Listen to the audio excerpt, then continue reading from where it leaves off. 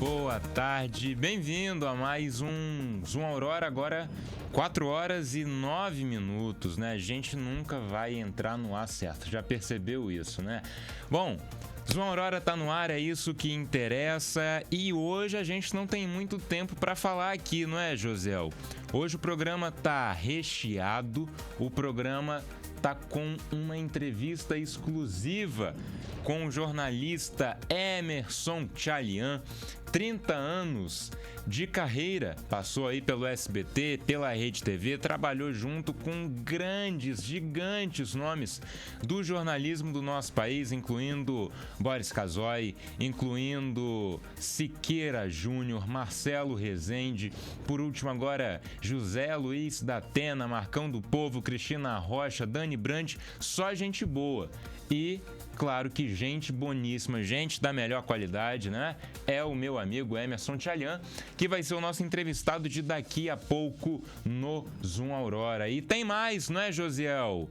Logo após a entrevista com o Emerson Tchalian, você vai acompanhar uma matéria que é exclusiva. Ó, pode subir a trilha, Josiel. Cadê aquela trilha de suspense?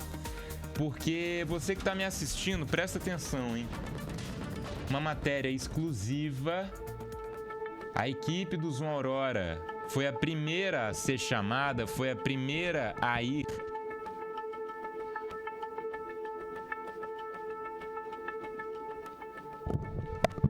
Ok? A equipe do Zoom Aurora, como eu ia dizendo, foi a primeira a ser chamada e a estar presente no estádio Arizão para cobrir ontem pela manhã a apresentação do elenco feminino do meu Goitacás, né? Aí a pedido do presidente Serginho Federal, da Priscila Russo, diretora, né? Coordenadora do futebol de base do clube, e nós conversamos em primeira mão com o professor, agora o técnico da equipe feminina, professor Guilherme Cruz. A gente conversou também com o vice-presidente do Goita, o Leandro Nunes, a quem eu também mando um abraço, tive o prazer de conhecer ontem. E, como sempre, uma fala, e agora você aumenta a trilha, Josiel, porque tem uma fala exclusiva do presidente Serginho Federal, um recado direto e reto que você só acompanha aqui no nosso programa, direcionado, endereçado para a antiga gestão do clube, senhor Reinaldo, senhor Rodolfo, que estão aí tentando atrapalhar cada dia que passa mais e mais o trabalho do Serginho e da equipe do Goitacás, que vem colocando o clube nos trilhos. Então, recado exclusivo que você só acompanha aqui no Zoom Aurora. É muito em breve, é daqui a alguns minutinhos. Eu peço, você que está aí com a gente, fica comigo porque é daqui a pouco esse recado exclusivo aqui no Zoom Aurora. Josiel, vamos mudar o ambiente, vamos mudar a trilha, porque agora a gente tem a nossa entrevista especial, tão aguardada, com o jornalista Emerson Tchalian. Bate-papo também exclusivo, já que é a primeira vez que Tchalian fala para um programa sobre a sua saída do SBT, e ele revelou em primeira mão pra gente quais são os planos para o futuro na TV aberta e se ele já está conversando com algum canal. Também você só acompanha isso aqui no Zoom Aurora, agora no ar, Josiel.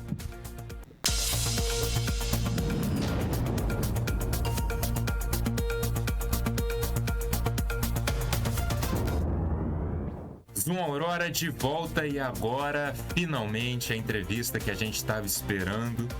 Emerson Tchalian, jornalista com mais de 30 anos aí, não é, de carreira, repórter renomado que já passou pelas maiores emissoras do país, incluindo o SBT, emissora da qual deixou nesse último mês de março. E é sobre esse assunto que a gente vai falar aqui hoje, mas não só sobre ele. Claro, a gente vai bater um papo aqui sobre toda a carreira do Emerson Tchalian e os planos dele para o futuro, obviamente. Tchalian, muito bem-vindo ao Zoom Aurora. Você que já é parceiro de longa data, né? Teve comigo na época em que eu ainda tinha a página S Pietro no Instagram. Era muito novinho, né? Era bem diferente de como eu tô hoje, fazendo as lives ali na época da pandemia. E agora, meu primeiro programa, né? Realmente, em uma emissora, numa rádio aí pela internet. E claro que eu não poderia deixar de te convidar. Então já te agradeço por ter aceitado o meu convite aqui e peço suas considerações iniciais antes da nossa entrevista, meu amigo. Muito bem-vindo ao João Aurora. Oi, Pietro. Obrigado primeiro pelo convite, pelo carinho, pela forma como você sempre me tratou, respeitosa. Alô aos seus seguidores aí que te acompanham, Zoom Aurora. Muito legal ver teu progresso, né? O teu crescimento profissional e pessoal, com certeza. Você está no caminho certo nessa nossa jornada no mundo da comunicação, que não é fácil, mas eu tenho certeza que você tem um diferencial, que é onde a gente sobrevive. Você ama o que você faz, você ama a comunicação, e esse é um dos segredos para a gente chegar num lugar mais alto. E não estou falando de emissora, de dinheiro, eu estou dizendo de satisfação pessoal e profissional. Obrigado e vamos que vamos, estou louco para falar aí. Bora, vamos lá, Tchelian. Olha só, antes da gente começar com a pergunta, né, com as perguntas da entrevista de fato, eu tenho o costume de fazer aqui aos meus convidados uma pergunta zero. E a minha pergunta zero para você é a seguinte: quem é Emerson Tchelian e como ele avalia o Tchelian repórter e jornalista? Essa você deixa logo para começar com essa é mais difícil, falar de nós. Falar de nós é complicado. Por isso que ela está no início. Gosta de perguntar. E, aliás, já é incômoda essa situação de eu estar desse lado aqui respondendo. O repórter gosta de perguntar, não de ser perguntado. Mas vamos lá, quem é Emerson Tchelian? É um cara que ama o jornalismo, que sempre sonhou em trabalhar com jornalismo, com televisão, sonhou sempre em ser repórter desde menino, sem uma explicação para isso, não tinha ninguém na família, nada disso. E é um cara que é extremamente realizado dentro da profissão. Essa paixão continua, nunca vou perder a paixão que eu tenho pelo jornalismo, e sempre tratei o jornalismo com muita seriedade, com muita honestidade, e acredito que é assim que deve ser. Esse é Emerson Tchelian, um pai também de família, casado há 25 anos, com 2 filhos, Gustavo de 21, Giovana de 17, corintiano doente, um pouquinho mais calmo agora, né? E é isso, né, com o Campeonato Paulista agora, né? Feliz com o Paulistão, 6 anos que não ganhava nada, estava difícil, estava numa seca brava. Sou corintiano também desde pequenininho, por conta do meu pai, de frequentar estádio, fui repórter esportivo, enfim, a gente vai destrinchando um pouquinho, mas é isso. É difícil resumir quem a gente é, né? Mas basicamente é isso. Perfeito. Tchelian, vamos começar com a seguinte pergunta. Você tem mais de 30 anos de carreira, né? São 30 exatos, é isso? 30 esse mês de março, exatamente sim, esse perfeito. mês. Então, 30 anos, 3 décadas exatas de carreira na TV, com passagens marcantes, né, pelo SBT e pela Rede TV, onde você ficou mais de 20 anos, né? Conta um pouquinho pra gente e como que você pode resumir essa sua jornada até aqui.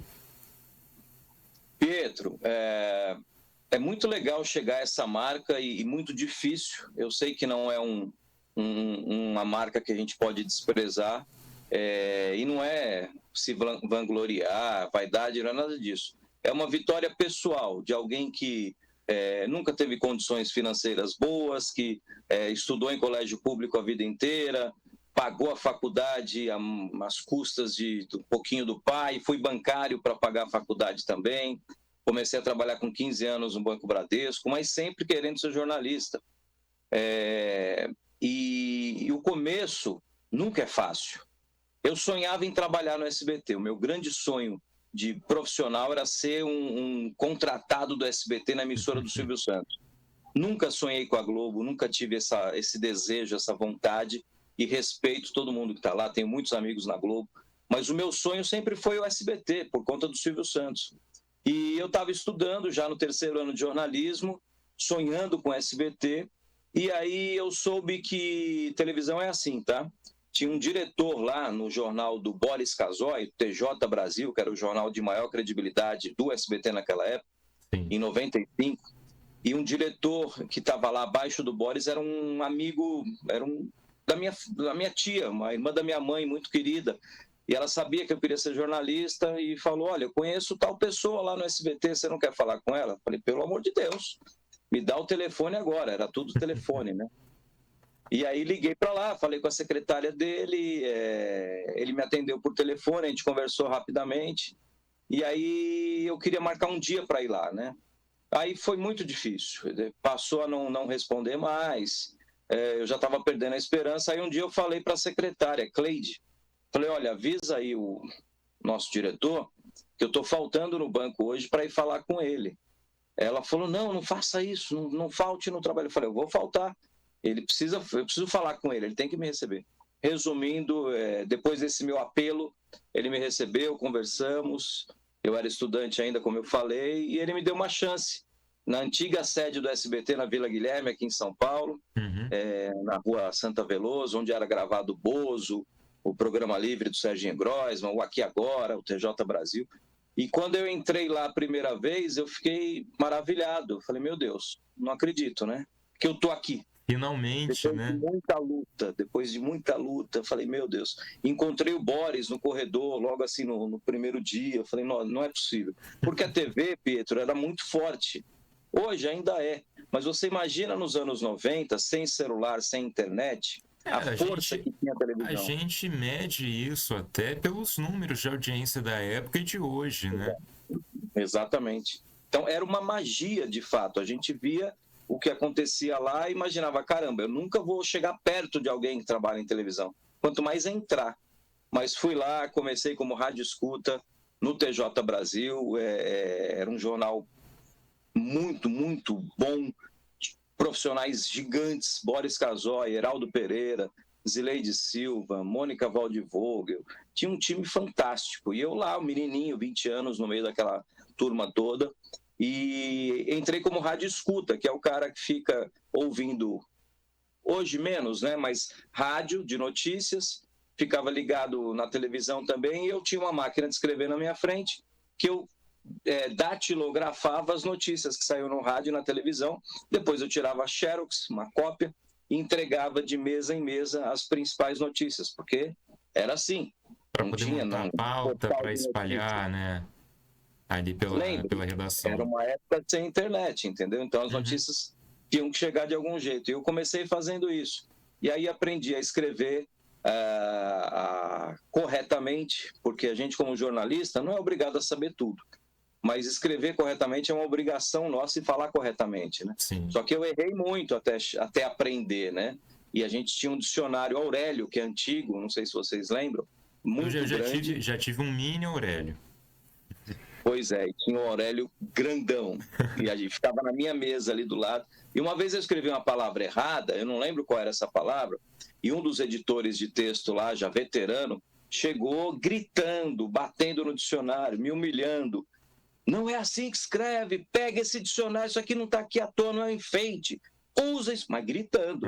Eu fiquei assim, morrendo de vergonha, quis me enfiar embaixo da mesa, mas aquilo me ajudou. Depois daquele dia, nunca mais eu escrevi alguma coisa que eu tinha dúvida, sem consultar o dicionário. Então ficou uma grande lição ali.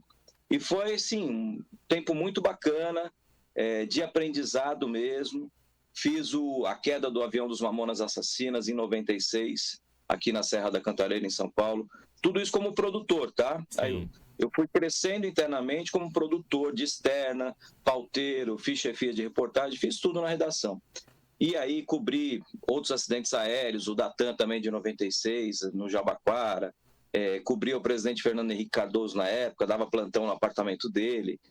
Eu fazia tudo que um repórter fazia, mas não podia aparecer na TV, porque eu era produtor. Naquela época tinha muita restrição mesmo, só jornalista formado aparecia. Resumindo, em 96 a gente se mudou para Anhanguera, onde é até hoje a sede do SBT. Aí foi outro momento mágico, porque da Vila Guilherme, aquela sede modesta, para Anhanguera, que para a gente parecia a Disney, e ainda sempre que eu entro lá eu me encanto. Eu falei, meu Deus, agora é outro mundo. É uma Aí eu cidade, fiquei... né?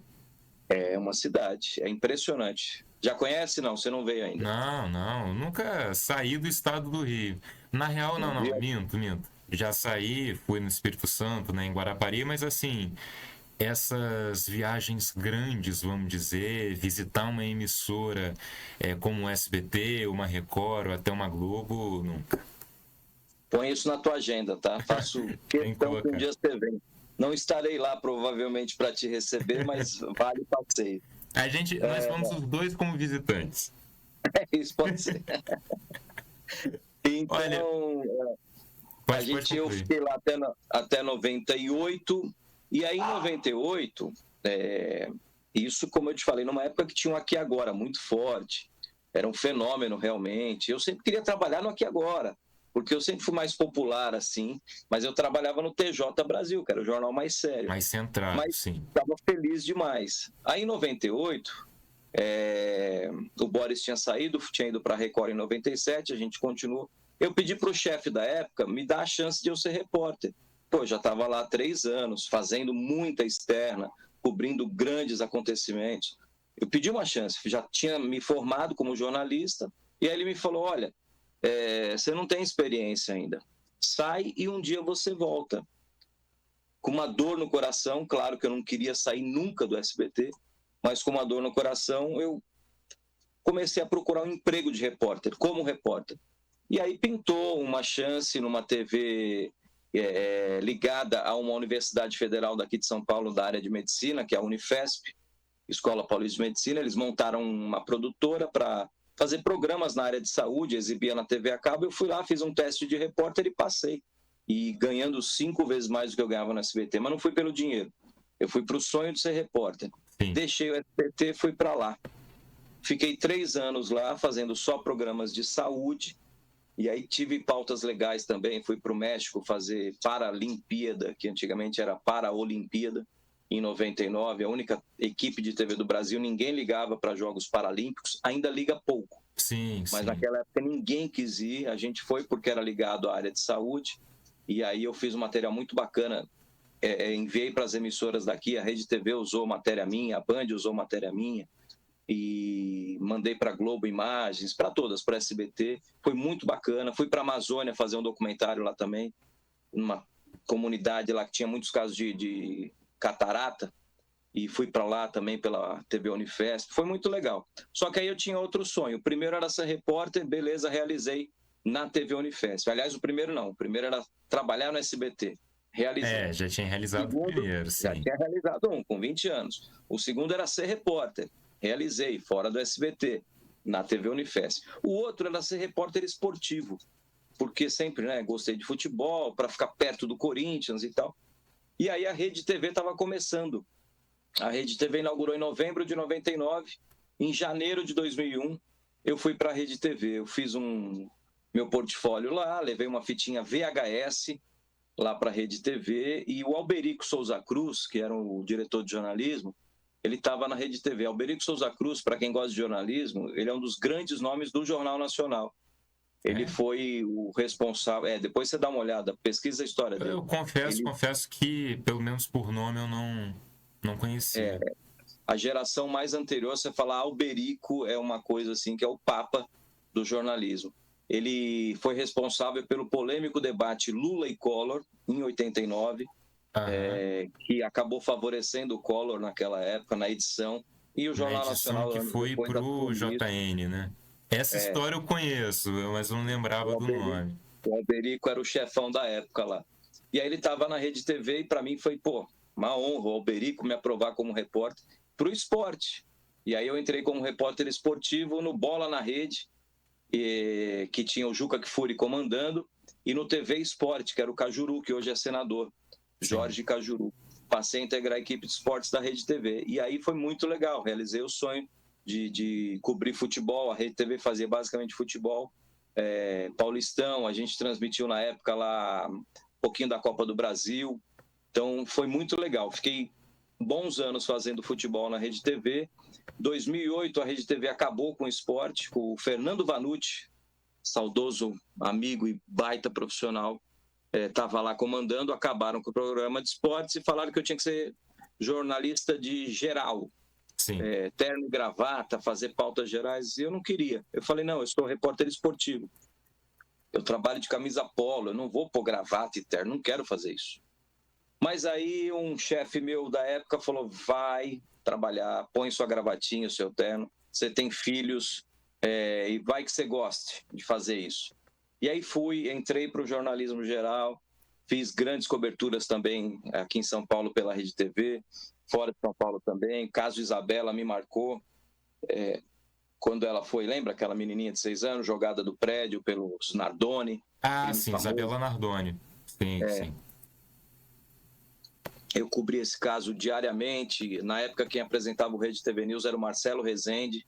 Me cansei de São Paulo, fui morar em Fortaleza, onde tem a filial da Rede TV, emissora própria lá, não é afiliada, é filial mesmo. Fui para lá, fiquei 13 anos, fui para ser repórter e diretor de jornalismo. Aí acabei virando tudo. Virei diretor-geral da emissora, aprendi, errei, acertei, cresci muito como pessoa, como profissional. Viajei o Nordeste inteiro fazendo Documento Verdade, que a Rede TV tinha, que era um programa muito legal. E aí me cansei de ficar longe da família, voltei para cá em 2022. Esse tempo todo você estava afastado da sua família? 13 anos morando em Fortaleza. E aí minha mãe já tinha falecido, meu pai faleceu, eu morando lá, vim às pressas para cá, foi muito ruim isso. Não tinha ninguém lá em Fortaleza, né, de família. E decidimos voltar. Aí em 2022 voltei, continuei na Rede TV, aí fiquei um pouco como chefe de rede, aí voltei para reportagem, fui repórter especial na meu último cargo na Rede TV aqui em São Paulo, e aí surgiu o convite do SBT, do Tá Na Hora, uma coisa divina mesmo, né? Depois de tantos anos, eu fazer o que eu queria, que o Tá Na Hora é uma versão moderna do Aqui e Agora. Exato, exato. A gente vai até falar melhor, né, ao longo aqui da entrevista, mas o formato original realmente lembrava muito Aqui e Agora, né?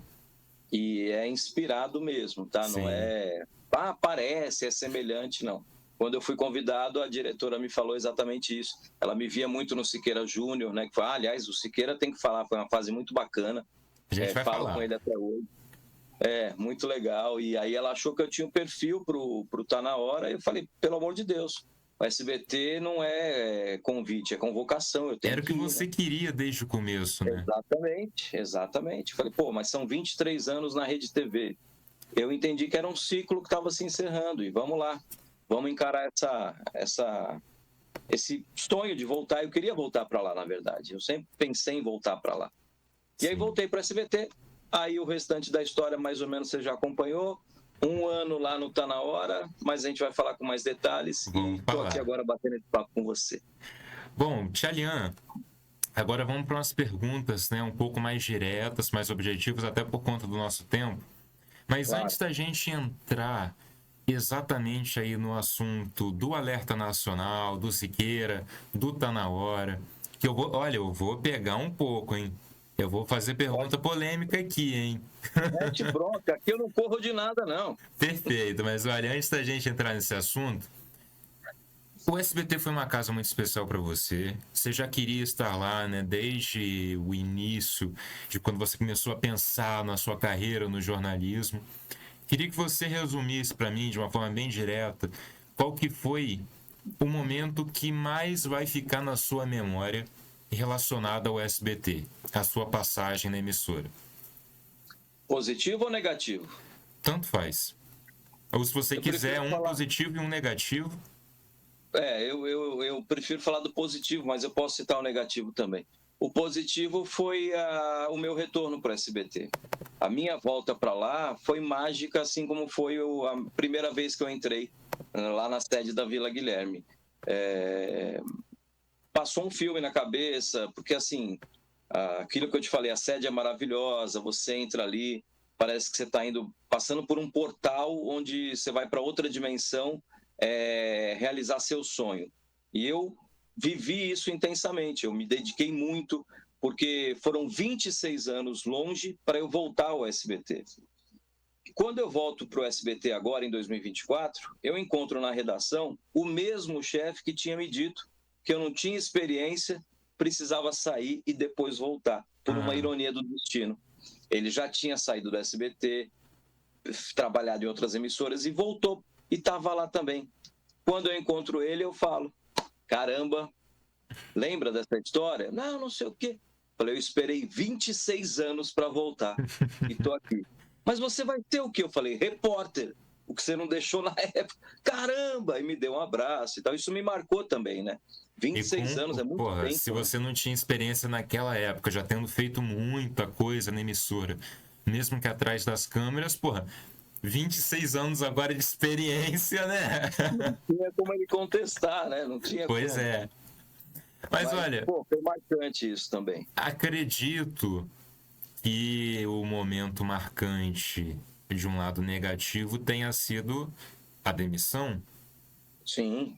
Então vamos falar sobre ela aqui. Mas teve muita coisa positiva também. Eu fui para Canoas, para o Rio Grande do Sul, fazer as grandes enchentes em maio do ano passado, que eu fiquei muito honrado de me escolherem que eu fosse. Eu estava recomeçando no SBT, eu tinha 3 meses de casa, fui enviado para lá numa confiança mesmo no teu trabalho. A gente passou muitos dias ali, um trabalho incrível, sobrevoei lá o Rio Grande do Sul com o comandante Hamilton. Foi isso marcante também para mim, um cara que tem história na televisão, né? Vivi ali a intensidade do jornalismo no seu momento de tragédia. Isso foi muito marcante para mim também. E, enfim, a estreia do Tá Na Hora foi muito bacana para nós. Ver nascer o Tá Na Hora, a gente participou da criação do Tá Na Hora. E a transformação dele no que ele virou hoje também, isso marcou, mas de um lado não tão bom, entendeu?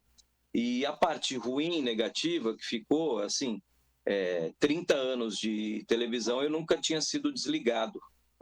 Então, foi uma sensação muito diferente para mim ali, né? Eu estava numa fase boa, eu sei disso, porque a gente tem um retorno de quem trabalha lá, inclusive de chefia, né? E as pessoas gostavam do meu trabalho. E foi uma surpresa. Muitos usaram a palavra choque, né? Não, como assim? Não tem sentido isso. Porque, graças a Deus, do time que tem lá, enfim, talvez um dos mais experientes, talvez não, um dos mais experientes. E um dos melhores também, né? Não, eu não gosto de falar isso. Eu sei que eu faço um bom trabalho, deixando a modéstia de lado. Não, sim. Minha opinião. Obrigado. Eu amo o que eu faço e estava na casa que eu amo, entendeu? Então não tem como eu entregar um trabalho ruim. E aí veio essa surpresa, né? Realmente eu não esperava, fui chamado ali e disseram que estava ali tendo uma reestruturação e que eu estaria sendo cortado. Fiquei realmente também em choque, sem entender direito o que estava acontecendo. E enfim, estou aqui, seguindo minha vida. Sim, então, para a gente poder, né, ir pontuando algumas questões. Eu vou voltar um pouco no tempo depois, mas aproveitando esse gancho, não te explicaram, não deram uma motivação, o que estaria por trás dessa reformulação e por que demitir, né, justamente pela primeira vez, como você disse, um repórter tão experiente como você? Normalmente, Pietro, eu já fui gestor. Normalmente o gestor não explica quando desliga alguém, entendeu? Ele simplesmente faz o anúncio. E é assim, e foi assim comigo. A pessoa que me demitiu não tinha nem falado oi para mim, porque ele era um chefe novo lá na redação. É uma pessoa que teve passagens pela Record, pela CNN. Fui comunicado por ele, estava sendo desligado, e só disse que foi um corte. Disse que era corte, só isso. Mas a gente sabe, tem um time grande ali de repórteres. Porque eu fui o escolhido, não sei. Às vezes penso a idade, 50 anos já, cabelo branco, não sou menininho, tem uma turma nova chegando, não sei. Então, assim, tudo vai ser... Se fosse assim, Xelian, se fosse assim, se eu não me engano é Fátima, o nome dela, jornalista até que descobriu o caso do PCC, né? Fátima Souza. Ela, exato, ela é uma senhora jornalista e uma senhora já. Enfim, se fosse assim, o Datena não estaria lá. Mas, enfim, vamos deixar essas questões, esses pormenores de lado, né? É isso. Tem que ser prático, né? Mas, acabou. Tchalian, falando até sobre o Datena, aproveitando esse gancho, você fez parte da criação do Tá Na Hora.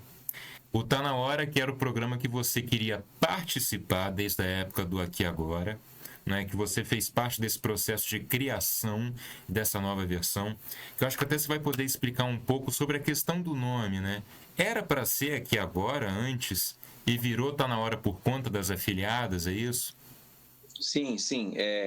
Oficialmente ninguém fala isso, tá, Pedro, em televisão. Tudo que a gente sabe é em conversa de bastidor, de corredor, sim, de redação, de café. Oficialmente a direção nunca explica isso. Mas sim, era para se chamar Aqui Agora. O SBT sempre quis retomar esse projeto. Retomou num outro tempo com Luiz Bate, com 4 apresentadores. Acabou não dando certo. Então eles ficaram cismados. Poxa, será que é legal? Porque o nome Aqui Agora é muito pesado. É muito forte o fenômeno que foi Aqui Agora. Então eles ficaram nessa dúvida se daria certo ou não usar esse nome. E aí optaram pelo Tá Na Hora, mas a inspiração total é no Aqui Agora. Tanto é que nos pilotos que a gente gravou, um mês antes, a gente já estava gravando pilotos. A orientação era essa, entendeu? Eu gravava muitas matérias em plano sequência, que é aquele estilo de gravação em que você não narra o texto depois numa cabine de off. Você vai contando a história no local dos fatos. Tudo na hora, sim. Tudo na hora, como era o Aqui Agora. A gente tinha entradas dentro do carro, gravações com o carro andando. Isso é Aqui Agora puro. E até os programas que já foram ao ar, né? Aquelas tarjas estilizadas na chamada, na escalada, com aquela narração, tudo muito inspirado no Aqui Agora, né? Sim, livremente inspirado. E eu achei sensacional a ideia. Só que é o seguinte, o Aqui Agora é de uma televisão dos anos 90, onde você podia mostrar e falar certas expressões que hoje em dia, nos dias atuais, a gente não pode. Então, o que acontece? Você tinha que tomar muito mais cuidado com a linguagem. Era um programa popular, ainda, né? Só que é diferente daquele Aqui Agora dos anos 90. Então, a gente se policiava um pouco nisso, né?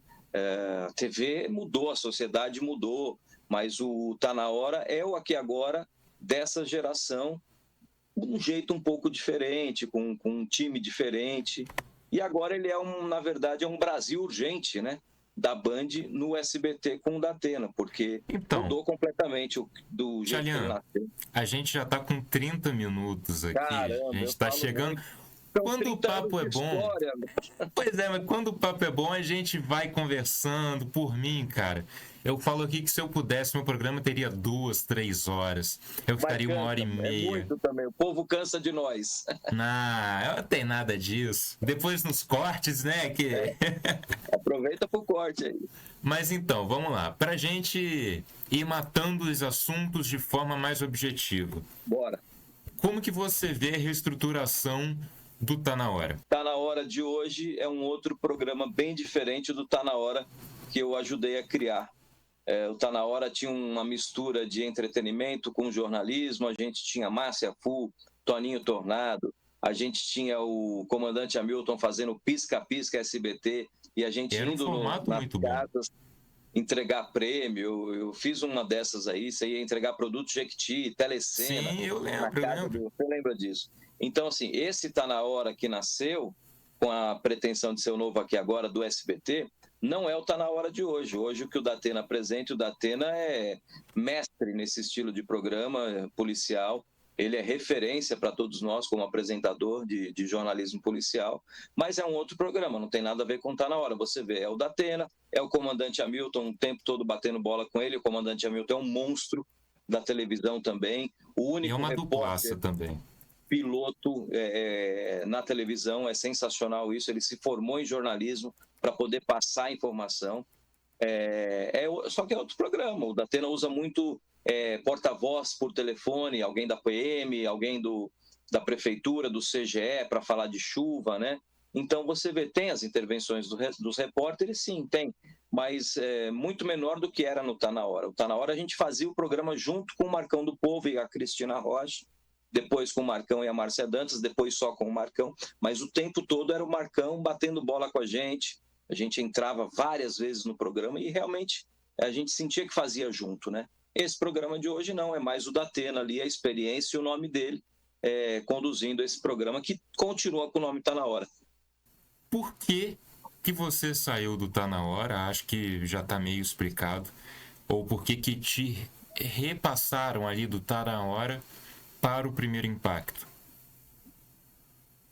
Honestamente falando, Pedro, eu não estava feliz mais com o novo Tá Na Hora.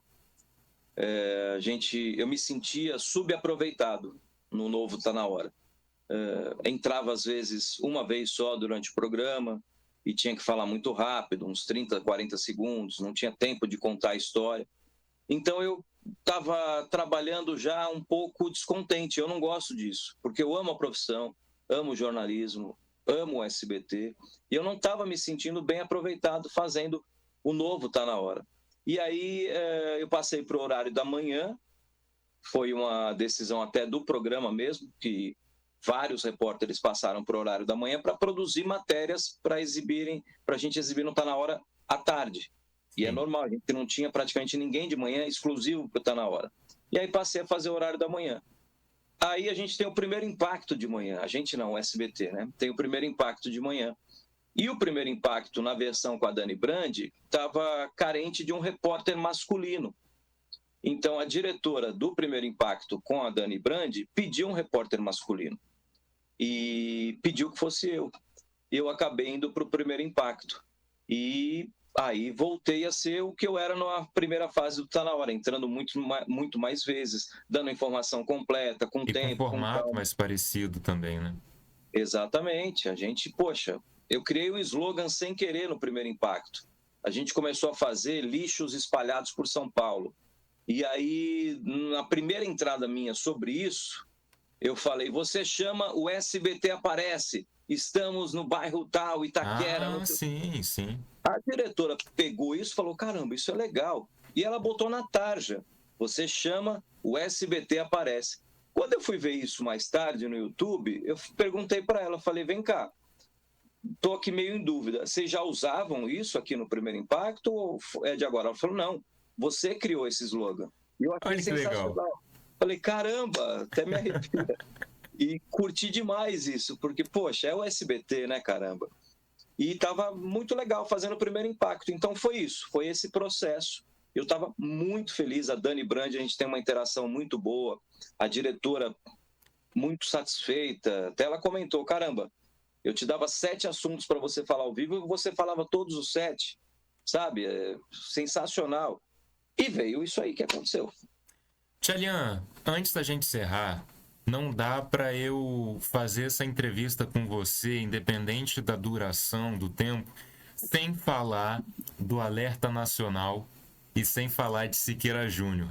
Então, queria que você falasse assim, bem rapidamente, coisa de 2 minutos, sobre a sua passagem no Alerta Nacional, o Siqueira e se vocês ainda têm contato, como que é a relação e quem que é o Siqueira até por trás das câmeras. Não sei se você teve prazer também de conhecê-lo fora ali do programa. O Alerta Nacional foi uma das coisas mais loucas que eu fiz em televisão e uma das que eu mais curti. Foi uma fase muito bacana. O Siqueira é o Siqueira Júnior. É um cara que a internet conhecia, mas a televisão não.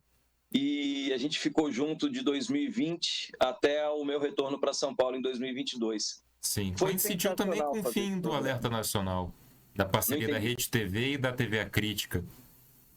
Foi. Quando eu voltei, pouquinho depois já acabou a parceria. E foi maravilhoso fazer com o Siqueira. No começo tinha aquelas brincadeiras do elenco lá comigo, aquilo tudo viralizava. Era um desafio, na verdade, também, porque o Alerta Nacional é programa de polícia. E muitas vezes as notícias que a gente dava eram fortes, eram pesadas, tristes. E o Siqueira me chamava, às vezes, com uma piadinha, uma brincadeira, mas eu não podia sorrir, porque eu ia dar uma notícia triste. Então o cérebro... Mas era justamente o desafio que ele fazia também, né? E às vezes eu falava, não, Siqueira, peraí que agora o negócio é sério, segurava o riso, entendeu? Eu tenho que ser um pouco ator também, é difícil. Sim. Aí dava notícia, aí no final eu falava, bom, é isso então, vamos lá, e ele brincava de volta. Cara, foi assim, uma fase muito legal. Falo com o Siqueira até hoje, gosto muito dele, ele é um baita cara, e quem sabe a gente trabalhe junto de novo um dia. Olha só, hein? Já tá indicando alguma coisa? Deixando vamos lá, não, vamos lá, calma aí, Tchalian, você me deu a deixa. Eu ia quase esquecendo dessa pergunta. Você fica à vontade para responder ou para não responder. Mas eu também não posso deixar essa entrevista aqui sem te perguntar sobre seus futuros projetos. Você é comandante da comunicação da Aspomil, você é repórter também de segurança, né, do canal do Paulo Matias agora, no Além da Notícia, tem o Tchalian TV no Instagram, tem o Repórter Alto também no Instagram, mas eu quero saber de novos projetos na TV aberta, cara. Tem ou não tem? Fala pra gente. Vou ser sincero pra você agora, o Pietro. Tem conversa, sim, com TV aberta, mas eu tô com o coração muito, muito, muito voltado agora. Até difícil para um cara que tem 30 anos de TV, eu tô com o coração voltado para investir na internet. Esse mundo tá me conquistando. É um universo de possibilidades que eu tinha noção, mas não sabia que era assim. Agora que eu tô fora da TV, eu tô entendendo como é que é. Sim. Então eu tô muito, muito tentado a investir na internet. Não sei se volto para a TV aberta, tá? Se aparecer alguma proposta muito interessante de trabalho, que eu digo, claro que vou pensar com muito carinho, porque amo televisão, mas hoje a internet não é o futuro da comunicação, é a realidade. A gente está aqui conversando agora pela internet, você vai exibir a nossa conversa na internet. Na internet. E olha a potência disso, entendeu? Então, hoje, cada um pode ser uma emissora de TV, cada um pode ser uma estação de rádio. Você está aí fazendo o seu programa. Eu criei o Tchalian TV, que é o meu perfil no Instagram, e quero investir em internet, tá? Estou conversando também com canais bons e conceituados da internet. E vamos ver o que rola, rapaz. Vamos ver, não tem nada definido de verdade. Adicionar aqui, ao vivo mesmo, na nossa entrevista, mais uma conversa para você, então. Tá feito o convite. Logo mais, o nosso diretor, o Germano Santos, vai entrar em contato com você também, para você vir para a Rede Aurora. A gente quer expandir a Rede Aurora. Maravilha, então, pô, no que você puder ajudar, no que você quiser participar, o espaço é todo seu também, tá bom? Bacana, bacana. Eu não preciso ir para Campos de Goytacazes. Esse esse que é o bom. Entendeu? Daqui mesmo eu faço minhas participações, como eu faço lá no Paulo Matias. E é isso, Pietro. Você pegou a grande sacada da história. Eu posso hoje participar de onde você quiser, de onde você estiver. É isso, exatamente. Perfeito. Isso. Olha só, então você que está me assistindo, a gente encerra a entrevista, aí vamos deixar em aberto, né? Quem sabe um dia Emerson Tchalian, 30 anos de carreira, repórter renomado da Rede TV, do SBT na Rede Aurora. Olha só. Estamos abertos a negociações. É isso aí, Tchalian. Olha, nossa entrevista, de fato, vai chegando ao fim agora. A gente passou até do tempo, mas o programa vai ser só a entrevista e tá tudo certo. Bater papo com você é sempre ótimo, meu amigo. Sempre ótimo. E o tempo que for necessário, que durar a nossa entrevista, claro que eu não ia cortar aqui uma resposta sua simplesmente para cumprir com 20, 30 minutos. A gente tem que deixar o papo rolar e ainda faltou muita coisa pra gente conversar, né? A gente marca uma nova data, quando você precisar. Vamos fazer uma nova entrevista. Mas olha, pra gente encerrar agora, Tchalian, tem um quadro que você não vai escapar. O novo quadro do Zoom Aurora, em uma palavra. Vamos lá. Tchalian, aqui a gente tem esse quadro chamado Em Uma Palavra, que funciona da seguinte forma. Eu vou te passar aqui 10 nomes que podem ser de pessoas, de organizações, de coisas, conceitos, e a regra, apesar do nome, né, é você resumir em uma frase, uma palavra, como você quiser, tá? Mas que seja de uma forma objetiva e não vale pensar muito. Tá legal? Ai, Brasil, vamos lá. Vamos lá, então. Pra gente começar, Tchalian, se possível, resuma em uma palavra o SBT. Amor. Perfeito. Em uma palavra ou em uma frase, não é? Silvio Santos. Inspiração. Tchalian, em uma palavra, Dani Brandt. Fantástica. Marcão do Povo. Grande comunicador. Tchalian, em uma palavra, Siqueira Júnior. Mito. Boris Casoy. Lenda. A Rede TV. Importante demais na minha vida. Paulo Matias. Amigão. Dani Beirute. Nova chefona do SBT. Filha do Silvio Santos. Perfeito. E pra gente encerrar, Tchalian, Datena. Referência no jornalismo policial. Perfeito. Esse foi Emerson Tchalian falando sobre suas passagens no SBT, na Rede TV, sobre a demissão do SBT e seus novos projetos.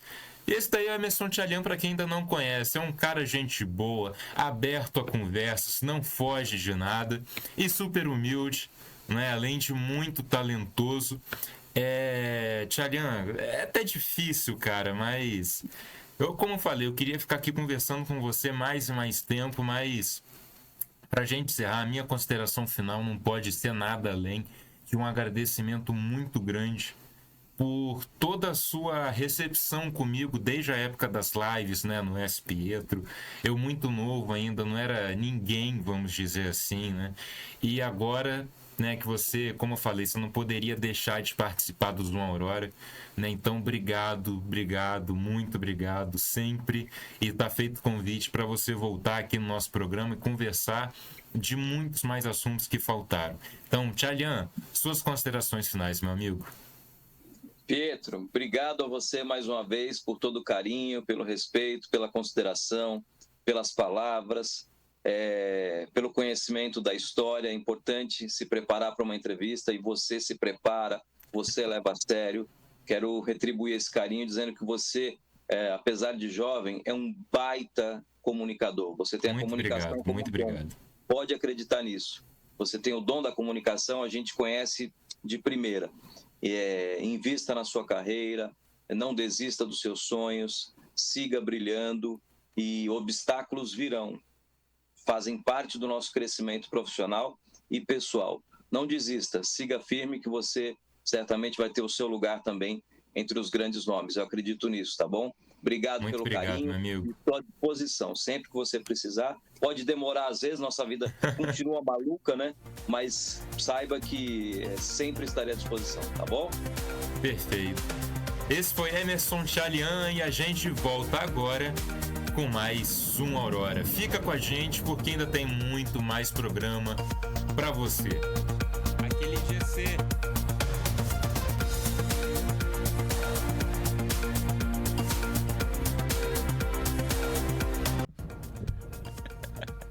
Eu tava avisando aqui pro nosso operador que era pra deixar aquele GC especial que eu montei aqui, mas não atrapalhou na entrevista? Não, né?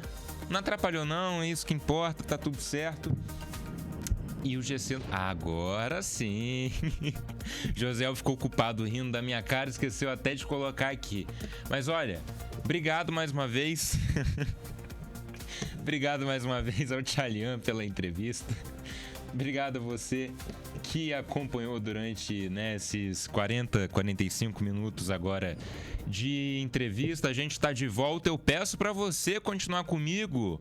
Você que tá aqui, ó, Fabiano Palmeira, meu professor, um abraço. Carlos Magno, Newton César, Maria Luísa, Renan Gomes Pitanga, a Vitória e o Emerson Tchalian, que, claro, também tá assistindo a gente. Pô, continue aí com a gente, todo mundo que tá ligado no Facebook também.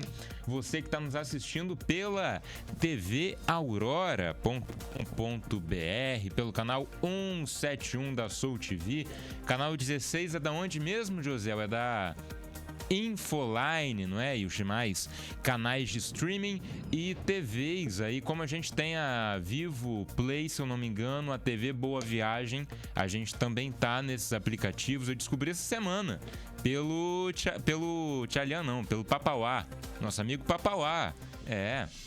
A gente tá em vários aplicativos de streaming. Então, agradeço pela sua audiência, mas peço para você continuar com a gente, porque agora, Josiel, você vai conferir comigo e com quem tá aqui com a gente no Zoom Aurora uma matéria muito especial sobre a apresentação do elenco feminino do Goytacás. Pois é. Olha só. Oi. Show. Você vai acompanhar comigo essa matéria especial sobre a apresentação do elenco feminino do Goytacás, que aconteceu ontem, na quinta-feira. E, inclusive, eu quero aqui fazer o convite para você que está nos assistindo, que o Goytacás, né, a categoria feminina do Goitão, vai jogar um campeonato neste final de semana que envolve aí clubes do norte e noroeste aqui do nosso estado e também de outros estados. Então o público que está nos assistindo está convidado para comparecer aí no Arizão. O jogo de abertura vai acontecer amanhã, no sábado, às 10 horas da manhã. A gente vai estar lá, o Zoom Aurora vai estar lá cobrindo, e a entrada ela é franca. Você só tem que levar 1 quilo de alimento, tá bom? Esse é o bilhete, esse é o ingresso para você assistir a esses jogaços que vão acontecer amanhã no Arizão. É o ressurgimento do futebol campista, do futebol do Goytacás, e agora com a equipe feminina do Goita.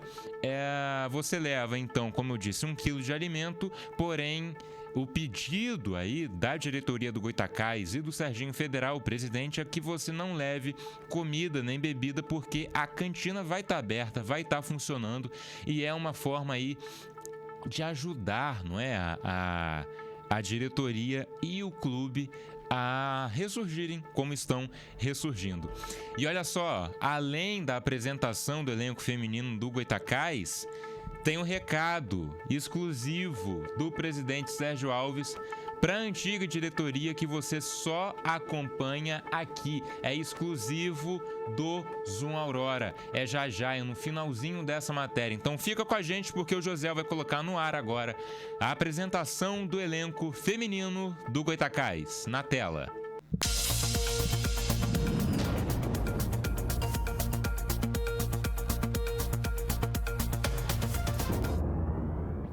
De volta ao estádio do Goytacás, dessa vez para a gente cobrir a apresentação do elenco feminino do Goita. Pois é, a equipe de jogadoras e técnica toda veio do americano, inclusive. Um fato muito curioso, mas que demonstra agora mais um passo à frente no renascimento do Goytacás. A gente vai conversar aqui com o treinador da equipe feminina, o presidente Serginho Federal, e o vice Leandro Nunes nessa matéria, como sempre, exclusiva para o Zoom Aurora.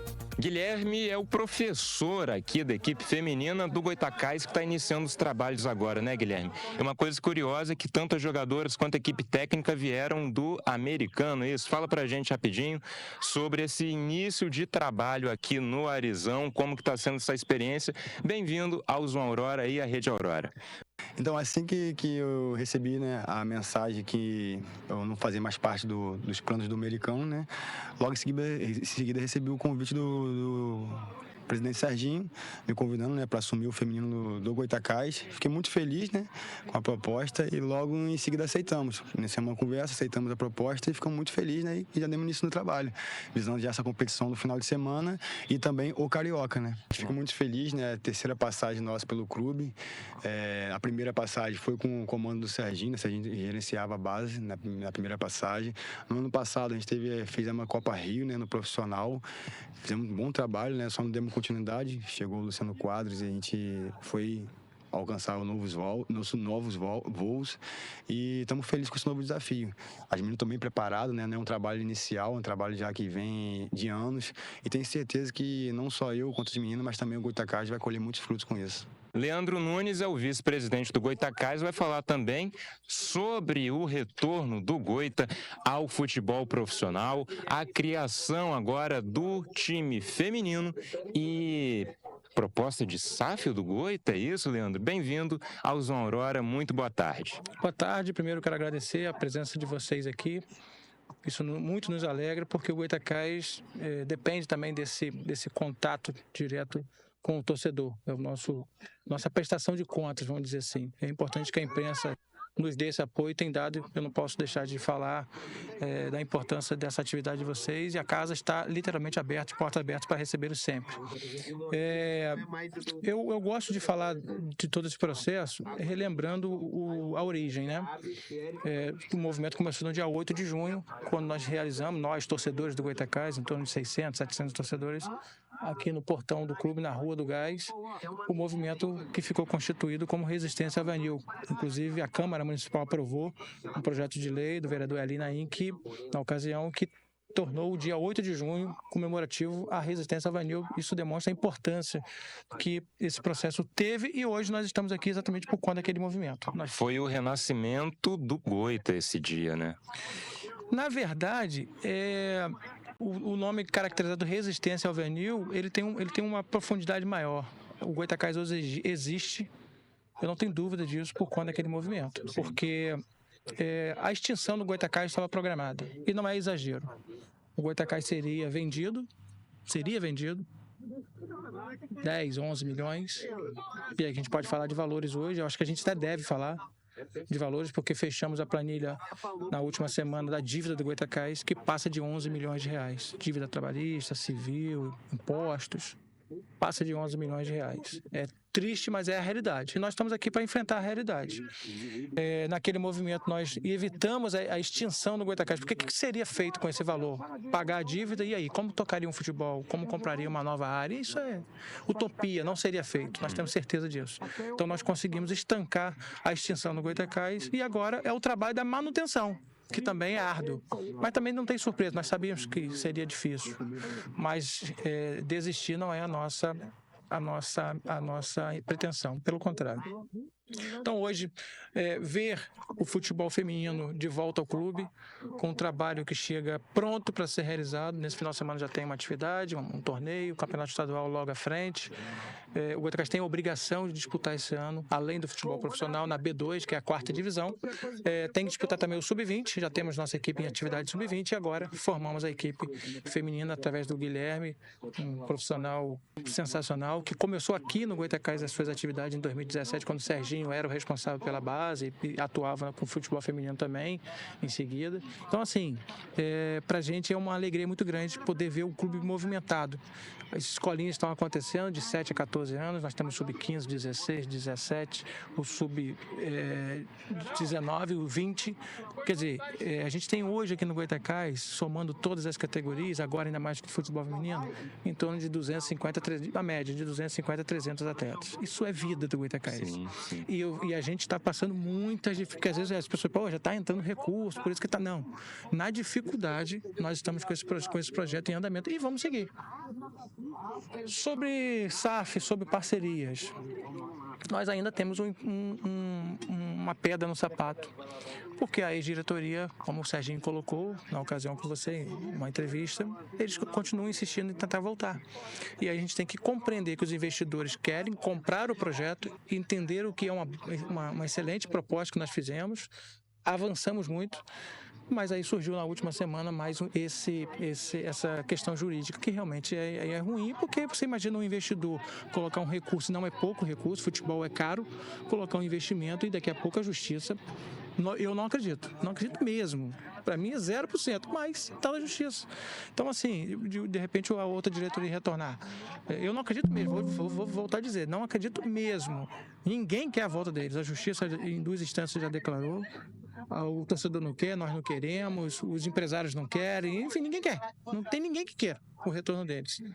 por tudo que o projeto deles era a venda e extensão do Goytacás. O nosso é a manutenção e a vida do Goytacás. Então são projetos completamente a rota é completamente diferente. Então assim, nós estamos muito, muito, muito felizes, apreensivos também, ansiosos também, porque isso faz parte do futebol, faz parte do cotidiano do Goytacás, mas estamos muito felizes de chegar aqui no clube, ver o clube vivo, ativo, com pais, famílias, né? A coisa acontecendo, funcionando, e a gente vai continuar enfrentando os desafios, porque precisamos vencê-los e vamos vencer, não tem dúvida disso. Presidente Serginho Federal mais uma vez vai falar com a gente aqui no Zona Aurora e parece, Serginho, que a antiga diretoria entrou com algum recurso, é isso? É positivo. Eles mais uma vez tentam tumultuar o processo. Fizeram um recurso mesmo sabendo que vão perder, porque já existe uma decisão de primeira instância e uma decisão na segunda instância no tribunal. Mas eu faço uma proposta para essa antiga diretoria, principalmente para o presidente Reinaldo.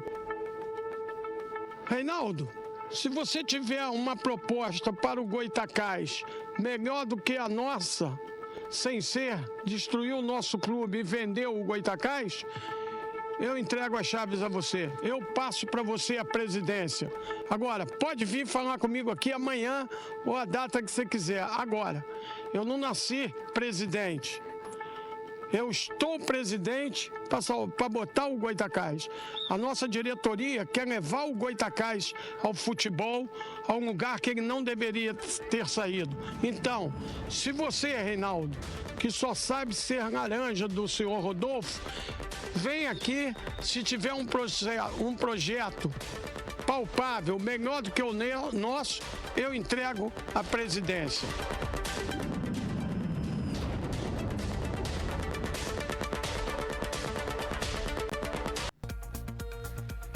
Tá aí, olha só, gente, vamos chegando no final do nosso programa. Quero agradecer aqui a sua audiência, a sua paciência.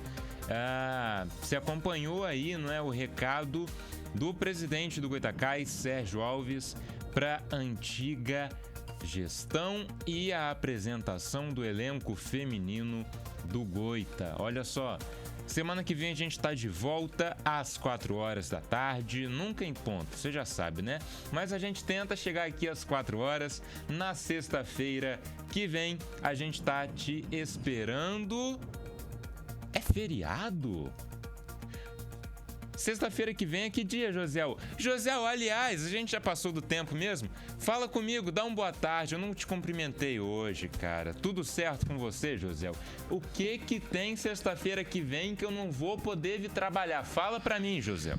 Boa tarde, Pietro. Boa tarde aos nossos telespectadores. Semana que vem, feriado, sexta-feira da paixão.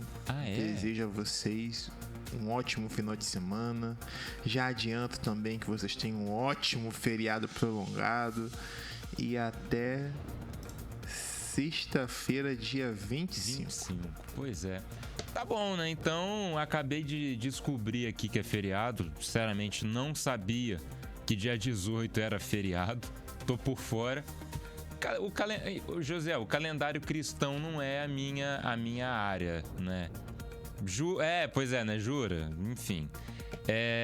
Então a gente volta dia 25, né? A última sexta-feira de abril, com um convidado super especial, como sempre. Tô preparando um programa muito, muito, muito bom. E aí já queria falar de antemão aqui, não é, José? Você tá reclamando que a gente passou 2 minutinhos hoje? 4, tanto faz, José. Dia 25 a gente vai fazer um programa aqui de 2 horas, se depender de mim, tá? Porque o convidado, olha só, não posso dizer ainda porque eu posso acabar zicando aqui, né? Mas se tudo der certo, a gente vai ter o melhor convidado de todos os tempos do Zona Aurora ainda em abril. Se ele não vier na sexta-feira, dia 25, esse cara fenomenal vai vir em maio, tá? Mas na hora certa eu solto pra vocês. Assim, um cara fenomenal. E não é atração nacional não, tá? É internacional. Olha, a gente volta então daqui a 2 semanas. Te espero semana que vem. Quinta-feira vai ter jornal, José? Fala pra mim. Vai ter, né? Então, dia 17, quinta-feira, espero você. Eu, Germando Santos, com entrevista de estúdio com alguém que está aí no foco, não é? Na mídia, na política regional e com os destaques dos bastidores da Câmara e os destaques, as notícias da política da nossa cidade, da nossa região. Jornal Voz de Campos, quinta-feira que vem, 6 horas da tarde. Na próxima semana tem mais João Aurora. Um abraço para você, obrigado pela audiência, pela paciência. Tchau, tchau. Um abraço.